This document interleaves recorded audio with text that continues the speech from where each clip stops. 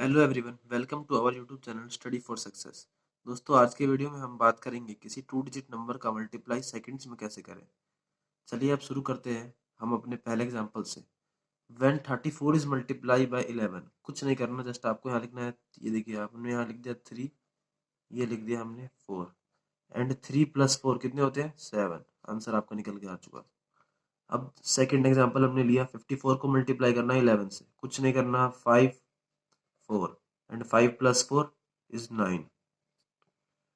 23 is multiplied by 11, just 2 and 3, 2 and 3 5। कुछ भी नहीं है, बहुत ही सिंपल, आप सेकंड्स में आंसर निकाल सकते हैं।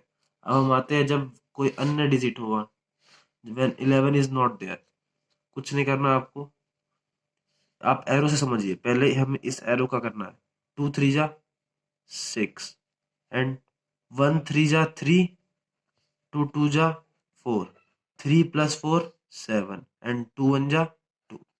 कुछ नहीं, बहुत ही सिंपल सवाल है, बहुत ही सिंपल, आप सेकंड्स में निकाल सकते हैं। हमने सेकंड एग्जांपल लिया, 44 इज मल्टीप्लाइड बाय 22, कुछ नहीं करना आपको, 2 4 जा 8 एंड सेकंड स्टेप थोड़ा सा आपको बस ध्यान रखना है, 2 4 जा 8, 4 2 जा 8, 8 एंड 8 16 का 6 कैरी 1, 2 4 जा 8 और 1 9। बस बहुत ही सिंपल ट्रिक्स है। Thanks for watching.